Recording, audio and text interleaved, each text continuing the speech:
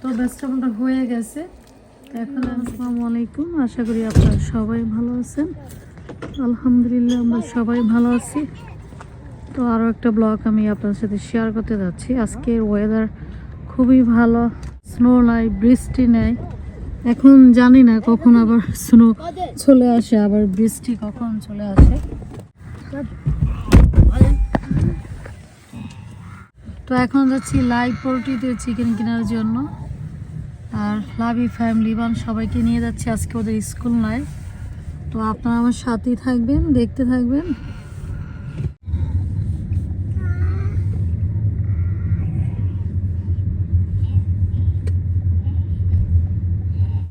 চলে এসেছি চিকেন পোল্ট্রিতে। তবে আমি এখানে বসে আছি লাভি ফ্যামিলি লিবানকে নিয়ে।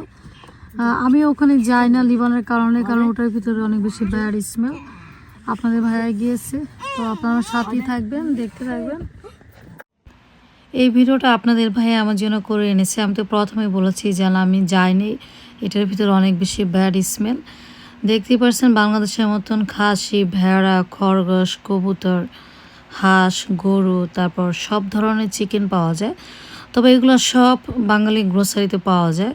তবে আমরা গ্রোসারি কোনো চিকেন, হাঁস, খাসির মাংস, গরুর মাংস এগুলো আমরা খাই না। বাংলাদেশে বাজারে যেরকম দেখে কিনা যায়, সেম এখানেও আমরা দেখে কিনি। কোনটা আমাদের কাছে ভালো লাগে ওইটা আমরা নেই। আমাদের চিকেন কেনা শেষ, এখন বাসায় যাচ্ছি। এদিকে লিবানও কান্নাকাটি করতেছে, তাড়াতাড়ি করে এখন বাসায় যাব।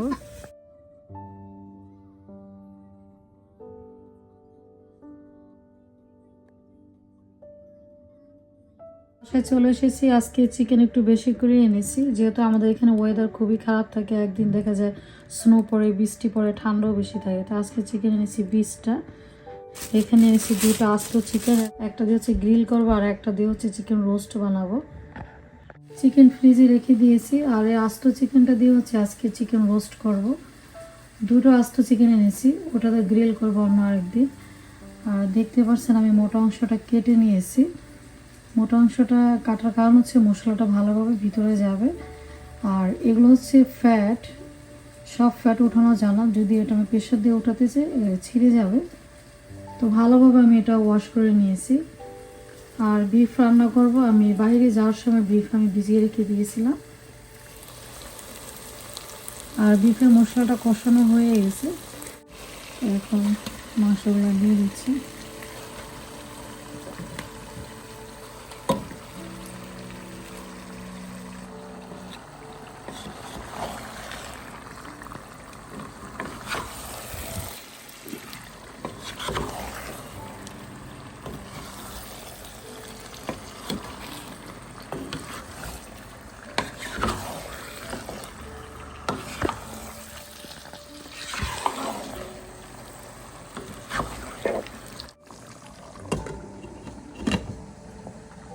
তো এখন আমি এই হাঁড়িটা এই সাইডে দিয়ে দেবো, আর এখানে চিকেনটা আমি ফ্রাই করে নেব।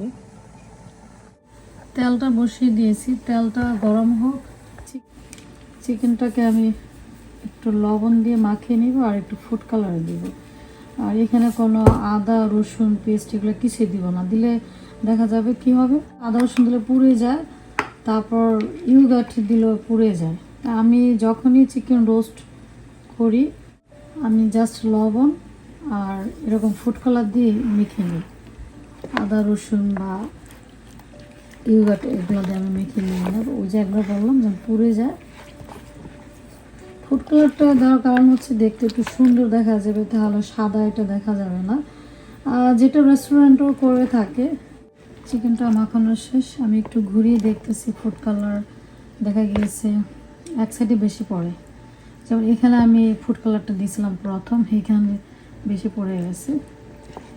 সমস্যা নেই, রান্না করার সময় দেখা যাবে এটা আবার খুব বেশি থাকে না, চলে যায়, অল্প থাকে।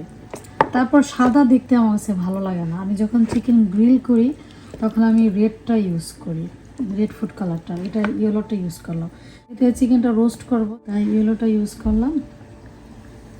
তো এখানে তেলটা গরম হয়েছে কি না একটু পানি দিয়ে দেখব। হ্যাঁ, গরম হয়েছে।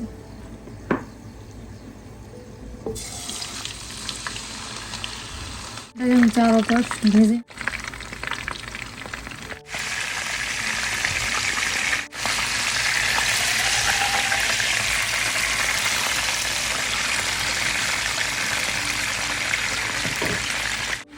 এখন দুধটা চেক করবো।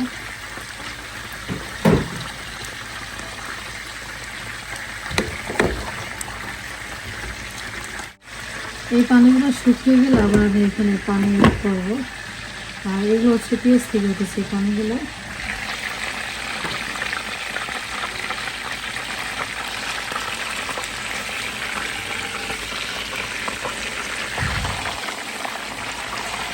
তো এখন হচ্ছে এই সাইডটা ফ্রাই করে দেবো। চিকেন ফ্রাই করা শেষ।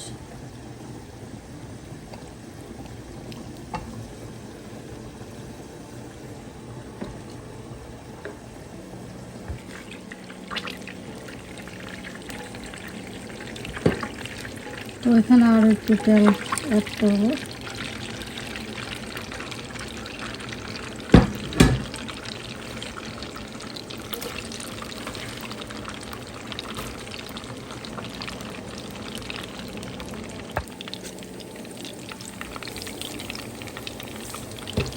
অল্প করে লবণ দিলাম। আর এখানে পেঁয়াজ আমি কম দেওয়ার কারণ হচ্ছে পেঁয়াজ আমি কিছুটা করেছি, ব্লেন্ড করেছি, ওই পেঁয়াজগুলো দেওয়া হবে।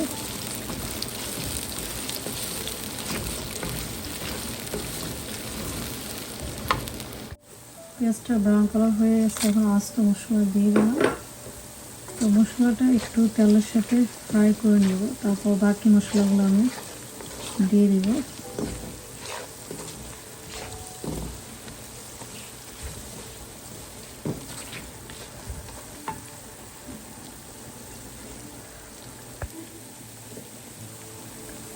তো এখন আদা রসুন পেস্ট দিয়ে দেব।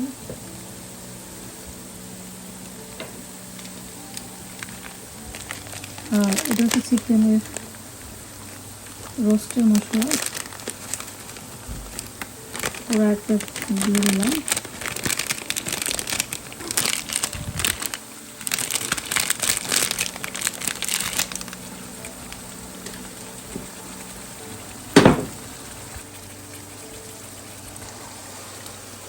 এখন দিয়ে দিলাম পেঁয়াজ বাটা। তো এখন আমি দিয়ে দিব জয়ত্রী, জয়ফল, তারপর বাদাম, আলমন্ড, এগুলো দিয়ে হচ্ছে আমি ব্লেন্ড করে নিয়েছি। শাহি জিরো আমি দিয়েছি এখানে।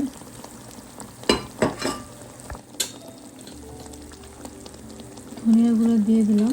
প্যাকেট মশলা তো সব কিছু থাকে, তারপর আমি এক্সট্রা দিয়ে দিলাম।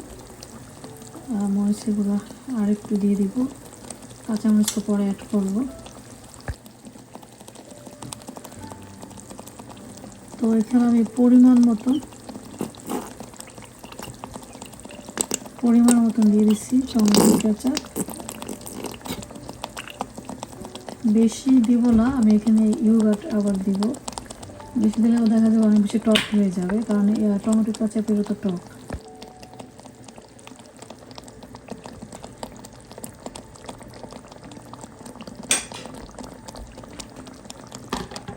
ইয়োগার্ট দিয়ে দিলাম। তো এখন আমি দিয়ে দিব লেমন জুস।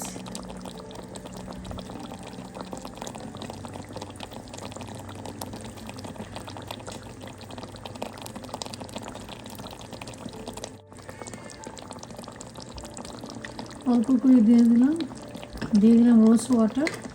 আর ঘিটা আমি এখন দিব না, ঘি দিব যখন চিকেনটা হয়ে যাবে, তখন ঘি দিব।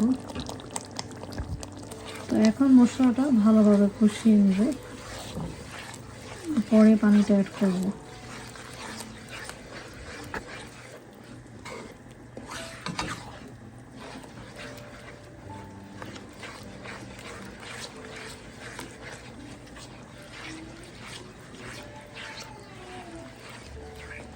মশলা কষানো শেষ, তারপর চিকেনটাও দিয়ে দিলাম। চিকেনটা আমি 4 পাশ রান্না করে নিব। তো এখন আমি ঢেকে দিলাম। আর এই সাইডে বিফ এখনো হয় নাই, মাঝখান দিয়ে পানি দিয়েছিলাম।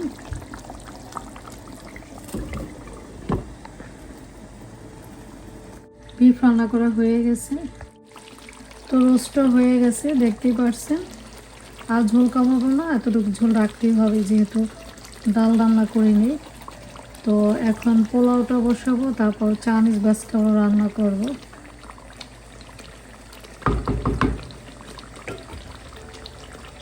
হাফকার মধ্যে পোলাওটা রান্না করে নিয়েছি, তারপর পেঁয়াজের ব্রেস্তা দিয়েছি। আমি ভেজিটেবল সিদ্ধ করে নিচ্ছি। চাইনিজ ভেজিটেবল আমি এইভাবেই রান্না করি, আমি হালকা একটু সিদ্ধ দিয়ে নিই, এতে করে দেখা যায় ভেজিটেবলের গ্রিন কালারটা থাকে। আর রান্না করার সময় যদি এটা শক্ত থাকে, দেখা যায় অনেকক্ষণ টাইম লাগে এটা রান্না করতে গেলে, তখন এই গ্রিন কালারটা থাকে না। তো ভেজিটেবলটা হয়ে গেছে, তো এখন আমি এটা নামিয়ে ফেলবো। আমি সব খাবার সার্ভ করে দিয়েছি, আপনাদের সাথে পুরো ভিডিও শেয়ার করতে পারিনি যেহেতু লিবানকে একটু পর পর আমার লুক আফটার করতে হয়। তো এগুলো হচ্ছে চাইনিজ ভেজিটেবল আর চিকেন রোস্ট, বিফ, পোলাও, সালাদ, কাবাব। আর টাইমের কারণে ইলিশ মাছ ফ্রাই করতে পারিনি, তো এখন খাবারটা এনজয় করব।